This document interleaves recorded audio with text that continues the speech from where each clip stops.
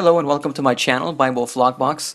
In this video, I'm going to be talking about Barack Obama's recent statements about the New World Order and how that is moving us closer to the biblical mark of the beast. In this article on Politico.com, President Obama was quoted as saying, "Part of people's concern is just the sense that around the world, the old order isn't holding, and we're not quite where we need to be in terms of a new order that's based on a different set of principles, that's based on a sense of common humanity, that's based on economics that work for all people." Basically, what he's talking about here is establishing the United Nations as an international court to judge the world, establishing a single monetary system for the entire world, and a one-world religion. That is part of the agenda of the global elite.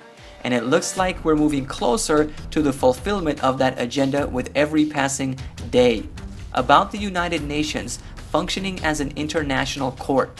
Notice this webpage which explains the role of the International Court of Justice in the United Nations. It states the court's role is to settle, in accordance with international law, legal disputes submitted to it by states and to give advisory opinions on legal questions referred to it by authorized United Nations organs and specialized agencies. The states that it's talking about here are the member states of the United Nations. In other words, countries of the world that have agreed to submit to its judicial authority.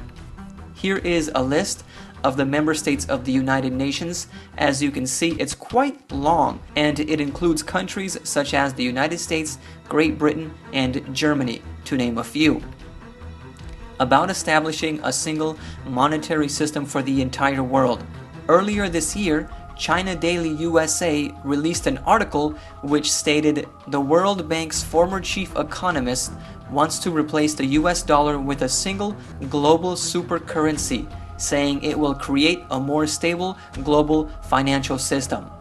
I wonder what this currency will consist of. Will it be a banknote? Will it be the Amero? Will it be electronic funds? Aaron Russo, in an interview with InfoWars, stated that the goal of the banking elite, which he heard from David Rockefeller himself, is to ultimately get all monetary transfers under electronic control through a microchip implant. Now, not too many people are thrilled about having a chip implanted in them, and many Christians think that is the mark of the beast, which it's not. Let me just get that out of the way right now. But even if the microchip idea doesn't work, everybody might get issued a debit card, and that would suffice. You know, talking about this kind of reminds me of when I was in prison. Now, I wasn't always a Christian, and I spent 8 years in federal prison on drug and gun charges, and I became a Christian during my incarceration. However, what struck me is how the monetary system works in there. They issued everybody a debit card. No one was allowed to have cash. Whenever you went to the canteen, that is the prison store, you would use your debit card to make your purchases, and the amount would be deducted from your inmate account. Now, if you broke the rules of the prison, you would get put on commissary restriction. They would only allow you to buy some necessary hygiene items and maybe a couple of basic food items. They controlled what you were able to buy, and there was nothing you can do about it. Something of this nature would have to be implemented in order to punish people who do not want to accept the mark of the beast, so they can't buy or sell. I left prison in 2010. Afterwards, I heard that the federal prisons started using a fingerprint scanner in place of debit cards. I used to ponder in my mind if prison was a testing ground to see how people would accept these monetary reforms before the government would introduce them on a larger scale, on the general population. Interestingly enough, last year, my bank started using a fingerprint scanner to facilitate bank transfers. And I don't even live in the United States. I live in Poland now, clear across the globe. Now I'm going to talk about the religious aspect of Barack Obama's proposed New World Order. It is no secret that Barack Obama has visited with former Pope Benedict XVI and current Pope Francis. And it is also no secret that the Vatican is in favor of a new world order and is striving to become the dominant religious authority in that global system. There are quite a few articles online about this matter, but I want to focus specifically on this one, on former Pope Benedict XVI. It states that the former Pope called for a unified world government, calling it the new evangelization of society. And this aligns with the spirit of visions brought forth by previous popes. Great, they've wanted a new world order this whole time. Some claim that the Vatican is behind the entire concept of a new world order and is pulling the strings through the Jesuit priesthood, which I don't doubt. The former Pope went on to say, "This is an integral part of the Roman Catholic Church's world mission." And this will be a type of communalism, or communism if you ask me. And he stressed family formation. What does the former Pope mean by family formation?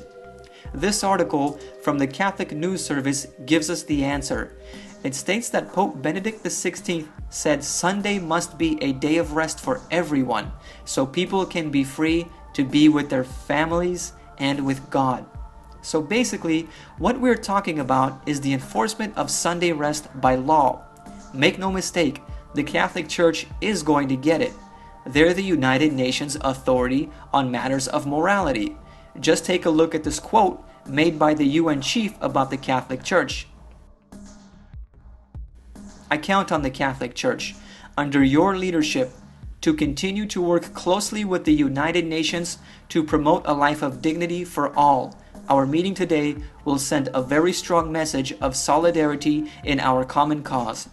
The Catholic Church wants Sunday rest, not because it will benefit all humanity, but because Sunday worship is a mark of the authority of the Catholic Church. And the Vatican knows that if Sunday rest gets mandated, Sunday worship is only a short step behind. The Catholic Church has openly admitted to changing the Sabbath from Saturday to Sunday and says it is a mark of their authority. Just check out this quote from the Catholic Record of London, Ontario. "Sunday is our mark, or authority. The Church is above the Bible, and this transference of Sabbath observance is proof of that fact. It's the mark of their authority. It's the mark of the beast."